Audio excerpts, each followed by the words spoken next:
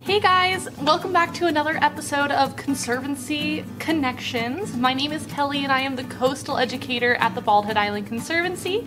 If you guys don't know what the Bald Head Island Conservancy is, we are a small environmental nonprofit located on BHI, North Carolina. We are known for our sea turtle conservation, but we do so much more. We do a lot of science and education on the campus as well. During this crazy time, no one is able to visit the Bald Head Island Conservancy, but we decided to come to you. So today we're going to be talking about sea stars. Sea stars are a really cool animal that we are lucky enough to have on Bald Head Island. Whenever you find a sea star on the beach, it's probably going to look something like this. A little bit broken, very dried out, kind of hard. But when they are alive, they are pretty soft and they are able to move on their own. They are not just a shell, they are an animal. What you guys are finding on the beach is their whole body, and for the most part, their exoskeleton.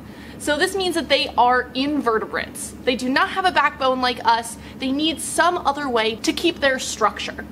So they have that outer portion that you guys are finding on the beach, and they are filled with water. So I'm gonna put this right over here so we remember that they are inverts.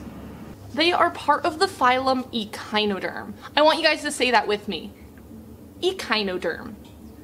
So that is a big word that means spiny skin. There's a lot of different animals that belong to this phylum that you might not think that they would normally be related to. I'm gonna put this back here.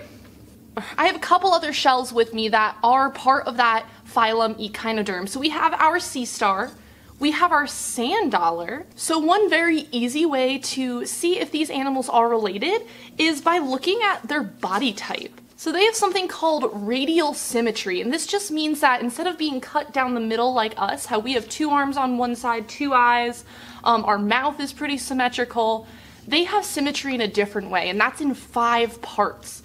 So all of these animals have radial symmetry. You can see this radial symmetry by looking really closely at the animals. So I'm going to zoom in really far on these animals, and I'm going to see if you can find the star located somewhere on their bodies. Did you find all of them? So these stars are located in cool places. So this one, you could see the lighter part on it. So you can see one line down here, one line over here. All those lighter portions are in the shape of a star. And then on here, you could see the star on top. And then our sea stars are just one big star.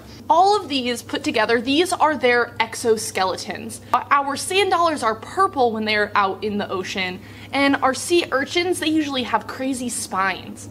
So that word echinoderm that we learned about before, that means spiny skin. So all of these animals have a rough texture to their skin. Urchins are very spiny. They have spikes that stick out everywhere.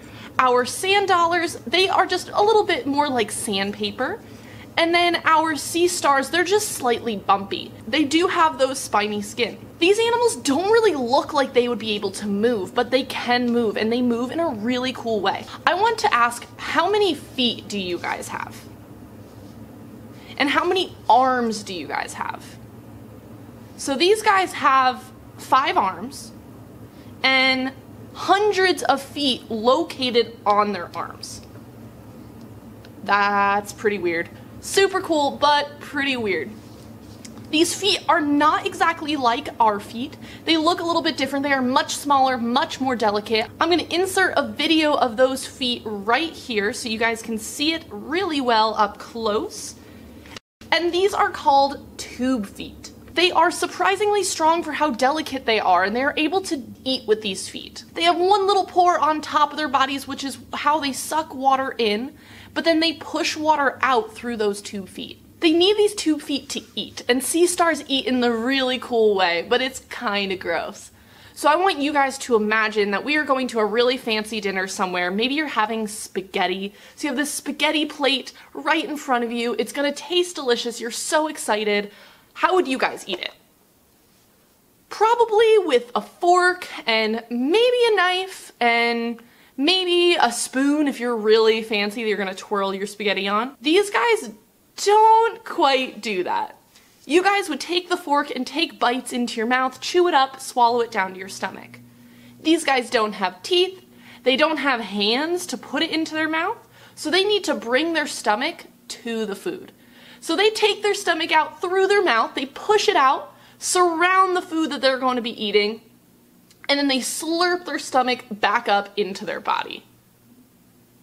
I think if I ate like that, I would never be invited back to that dinner party that I was at. So sea stars eat in a really cool way. They don't just have hundreds of feet all over the bottom part of their body, they also have a couple of eyes.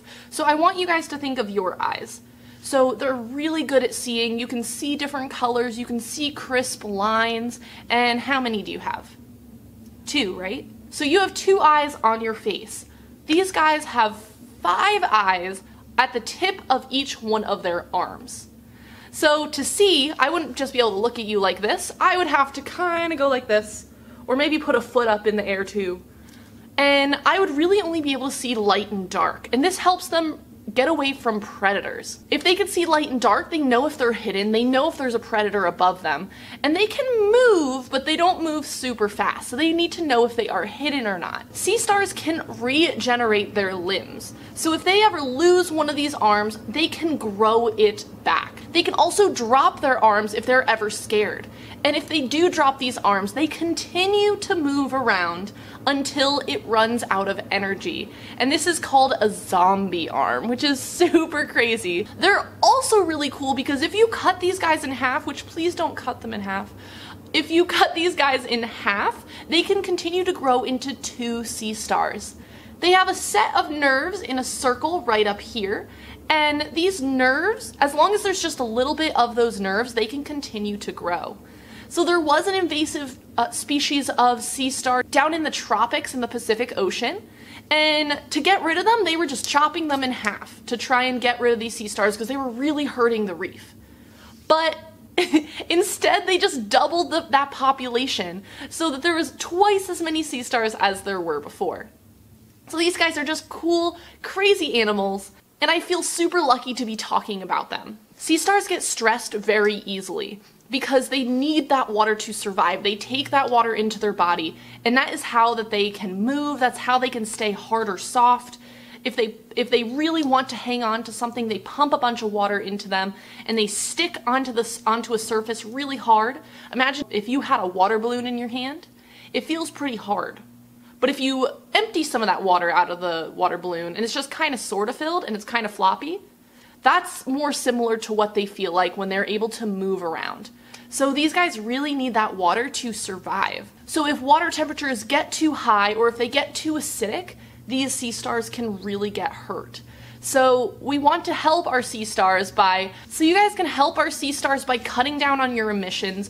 So that means that if you're going to the park down the street, maybe take a walk instead of a drive. Or maybe you guys who are adults, you can carpool to work. Or even maybe take some sort of public transportation so that it's only one vehicle moving instead of 20 individual vehicles.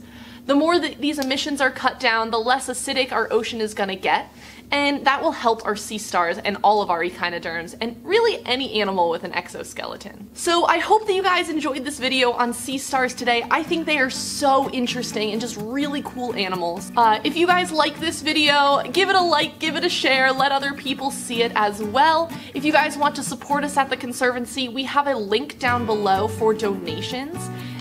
No donation is too small. If you do leave a donation, I thank you from the very bottom of my heart, and please just write education in the comment box so that we know where it is coming from.